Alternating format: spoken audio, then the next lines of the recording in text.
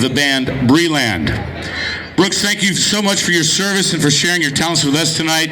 Let's give him a big round of applause one more time. Ladies and gentlemen, Brooks Herring.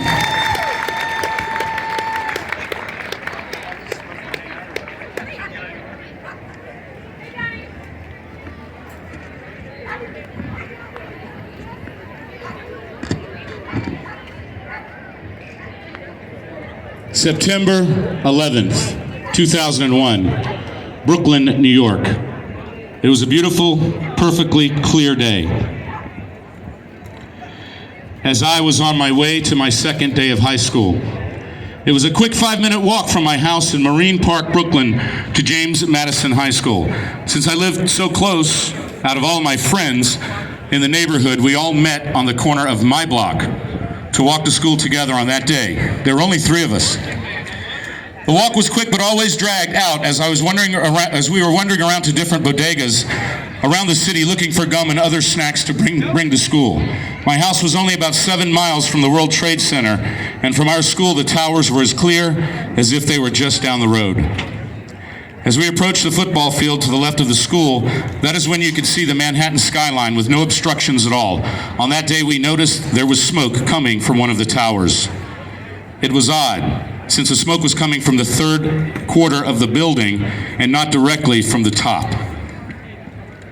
I remember we stood there and honestly didn't think twice.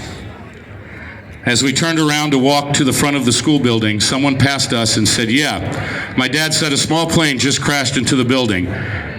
And as crazy as it was, it didn't seem to be that serious from a 14-year-old's perspective.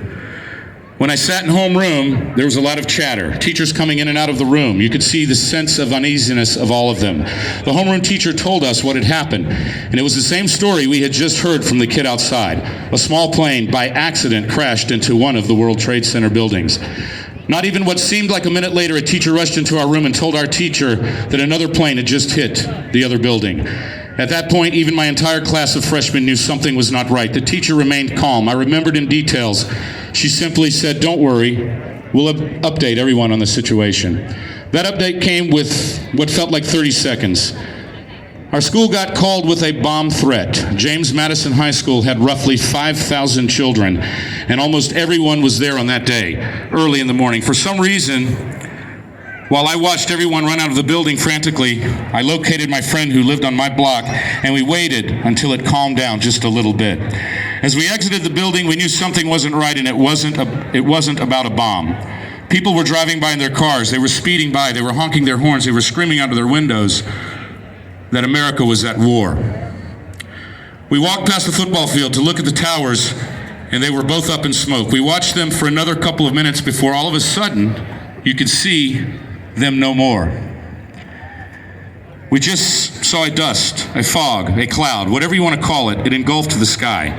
No, we didn't know what we were watching at the time. We didn't know we witnessed one of the towers coming down with our own eyes. Remember, we were 14 years old. We rushed to the nearest bodega, and there seemed to be 40 people in this tiny store watching a 12-inch television that I think was still in black and white. People were yelling and saying crazy things, scary things, and I guess it was an all-over sense of confusion. We rushed home as people were saying we could be bombed, that we were at war. There were dozens of cop cars racing north up Ocean Parkway towards our city. Later that day, it all calmed down, and while I had no idea what was going on at the end of the day, I knew it was better than earlier.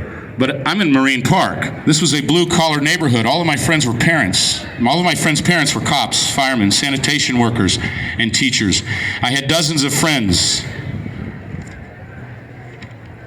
whose parents arrived home that night. Their arrival was delayed. Most of them did come home, but there were a few unlucky friends who never got to see their mom or their dad again. About 3 days later, my mom sent me to the schoolyard with some friends to play stickball. We were at Public School 192 in Sheepshead Bay. As we were playing, all of a sudden, tons of papers were flying into the courtyard. We went to see what they were. It was just burnt paper, and we realized it was from the towers. At that point, I didn't even think about how this paper managed to fly across the river into the schoolyard where we were. But even at 14 years old, that's when it really hit me, that the towers were gone, along with thousands of people. This is why I am here today, and this is why I will never forget, not because I don't want to move on, but because I want to pay my respect to all of those who lost their lives and who were impacted on that tragic day. Sincerely, Mike Tracy. Mike Tracy is here with us today. He came all the way from New York to be with us today. Thank you, Mike, for your story, for sharing your story with us.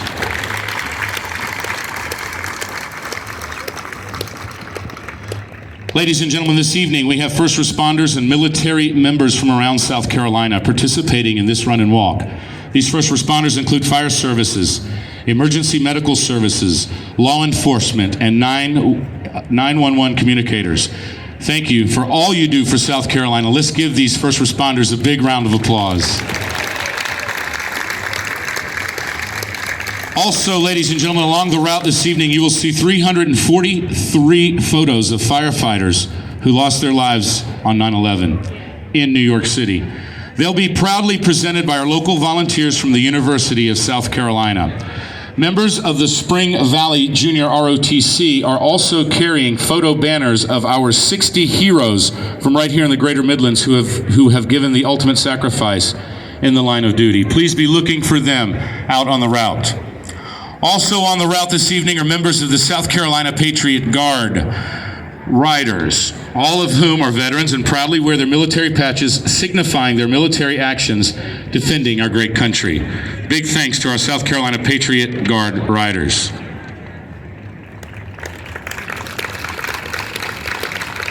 Ladies and gentlemen, at the finish line this evening, you will see signs honoring the lists of South Carolina's first responders and military personnel who have sacrificed their lives in the line of duty since September 11th, 2001.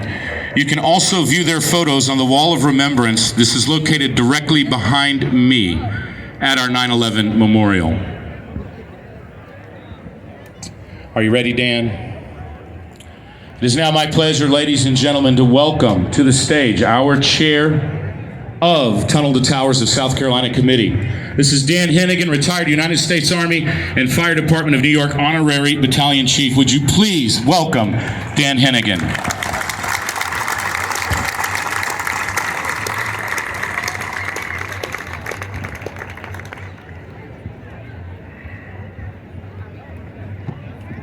Good evening, everybody. This evening is so significant because, for so many reasons, but as I look around, I see so much green of our United States 5 military services, including the Coast Guards that came up from Charleston. I was thinking about what I wanted to say today, and I want to let you know that Tracy, person that you just heard about, is my cousin. We grew up on the block together. And it's good to see him here today because he moved from Brooklyn, New York 3 years ago, and he's got himself back on track. Let me give him rounds of applause.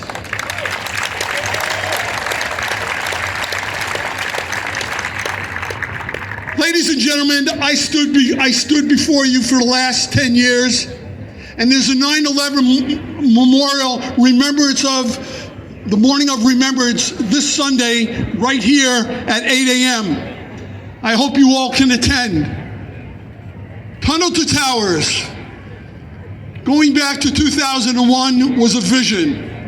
Today, we have over 35,000 runners in New York City, and I can tell you, when you see them line up, the cadets of West Point line up at the entrance of the Brooklyn Battery Tunnel, and the gun goes off, and they run through that tunnel, and they start cadencing, and the civilians move to the left, and they cadence through the tunnel, and then you see our soldiers, our heroes, with no arms, no legs, arm and a leg.